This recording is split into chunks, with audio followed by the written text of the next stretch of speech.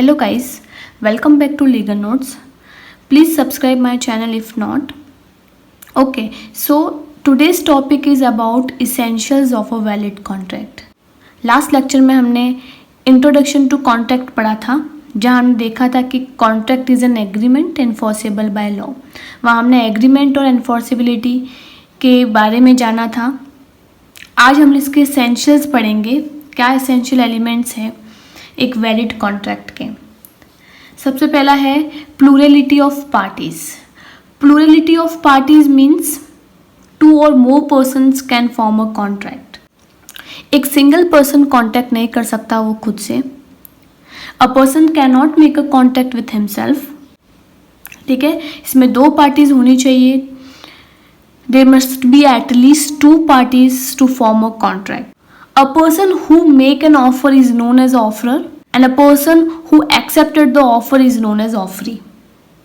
इनके अलग अलग नाम हैं, इनको प्रोमिसर और प्रोमिसी भी कहते हैं, प्रोपोजर और प्रोपोजी भी कहते हैं। दूसरा है इसमें एग्रीमेंट। एग्रीमेंट क्या है? Proposal plus acceptance. जब कोई व्यक्ति किसी दूसरे व्यक्ति को अपनी इच्छा रखता है कुछ करने का या कुछ ना करने का, और जब सामने वाला व्यक्ति अपनी कंसेंट देता है, यानी कि उस प्रस्ताव को एक्सेप्ट करता है, उसको हम लोग कहते हैं agreement. It means a proposal when acceptance becomes promise. Agreement क्या है? प्रॉमिस है। जब प्रोपोजल एक्सेप्ट हो जाता है उसको हम लोग कहते हैं एग्रीमेंट। और सारे एग्रीमेंट जो है वो कॉन्ट्रैक्ट नहीं कहलाते हैं।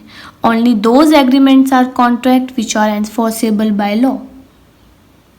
Social agreement, family agreement, religious agreement ये लॉ के द्वारा enforceable नहीं हो सकते।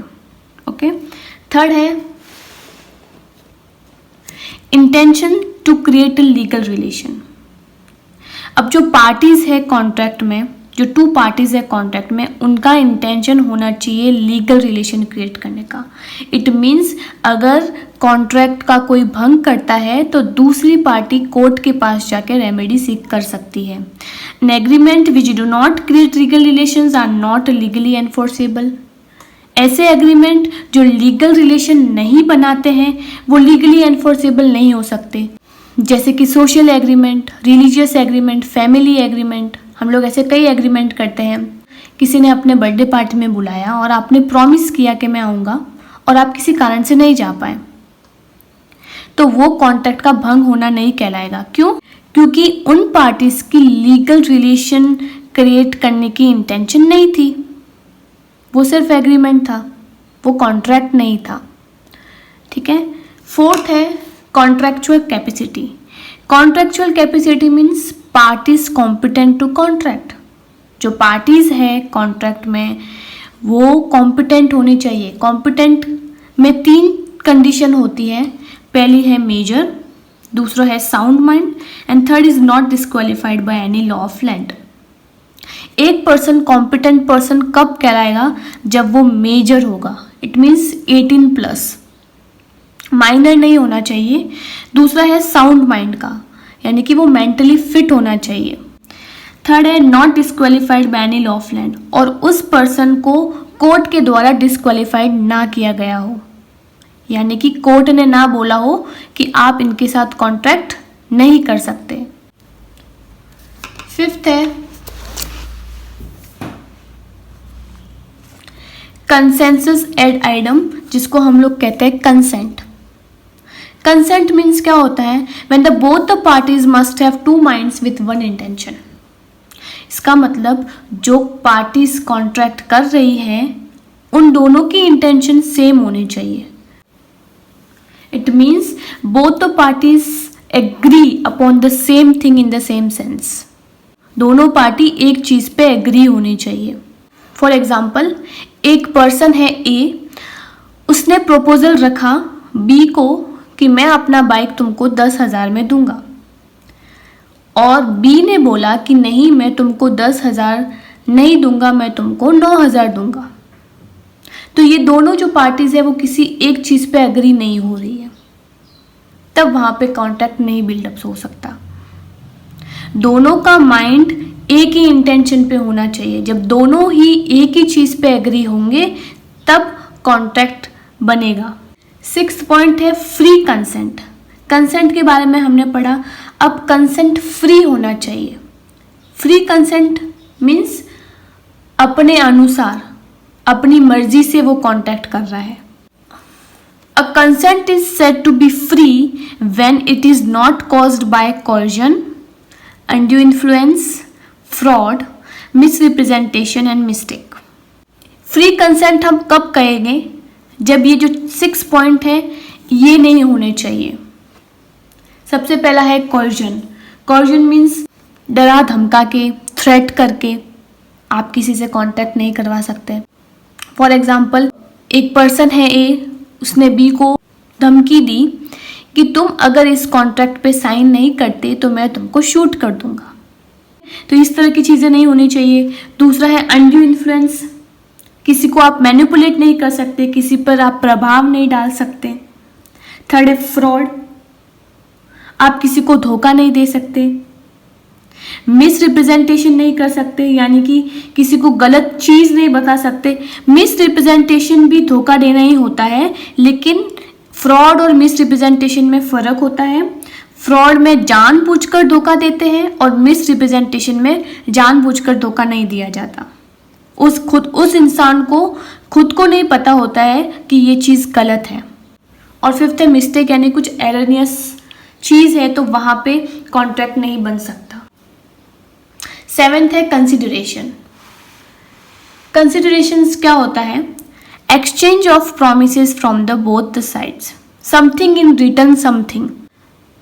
एक एग्जाम्पल से समझाती हूँ। एक पर्सन है ए, उसने प्रपोजल रखा बी को कि मैं अपना घर बेचने के लिए तैयार हूँ 1 लाख में, और बी जो पार्टी है वो भी एग्री हो जाती है कि हाँ मैं तुम्हारा घर लेने के लिए तैयार हूँ 1 लाख में। तब यहाँ पे प्रोमिसेस एक्सचेंज हो रहे हैं। पहले वाले ने बोला कि मैं तुमको अपना घर दे दूंगा और दूसरे वाले ने बोला कि मैं अपना घर ले लूँगा तुमको अपनी रकम चुका के। तो दोनों के प्रोमिसेस एक्सचेंज हो रहे हैं, उसको कहते हैं कंसिडरेशन। अब कंसिडरेशन भी लॉफुल होनी चाहिए। लॉफुल कंसिडरेशन कैसी होगी? An agreement will be lawful in the following condition. In condition में कंसिडरेशन लॉफुल कहलाई जाएगी। कब? When an agreement is not forbidden by law, court के द्वारा मनाही ना हो उस पर। तब जब वो फ्रॉडुलेंट ना हो, किसी पर्सन या प्रॉपर्टी की इंजरी ना हो, किसी दूसरे लॉ के प्रोविजन को डिफिट ना करता हो, कोर्ट उसको इमोरल रिगार्ड ना करता हो और कोर्ट उसको पब्लिक पॉलिसी के अगेंस्ट रिगार्ड ना करता हो, यानी कि जो लोकहित है उसके अगेंस्ट ना हो। फॉर एग्जाम्पल, अंता ने प्रॉमिस किया बंता को कि अगर तुम संता को मारते हो, मर्डर करते हो तो मैं तुमको 1 लाख रुपए दूंगा।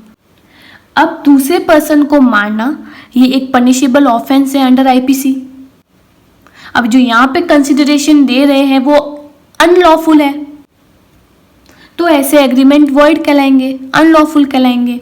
जो आईपीसी लॉ है उसके प्रोविजन को डिफीट कर रहा है ये वाला एग्जाम्पल, तो वो एग्रीमेंट वॉइड कहलाएगा।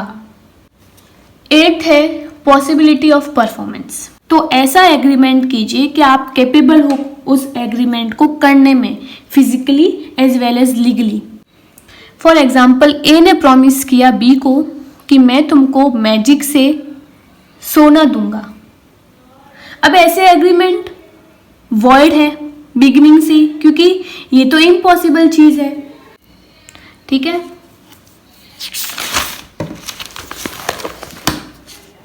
नेक्स्ट है एग्रीमेंट मस्ट बी कम्युनिकेटेड। जो एग्रीमेंट कर रहे हो आप, जो कॉन्ट्रैक्ट कर रहे हो वो कम्युनिकेट होना चाहिए। आप कम्युनिकेट ओरल भी कर सकते हो, रिटन भी कर सकते हो and by the way of conduct यानी बाय बिहेवियर भी कर सकते हो। 11th, agreement not declared void. जो एग्रीमेंट है उसमें सारे इसेंशियल होने चाहिए वैलिड एग्रीमेंट के, जो अभी हमने पढ़े, जो हमने अभी 9 पॉइंट्स पढ़े।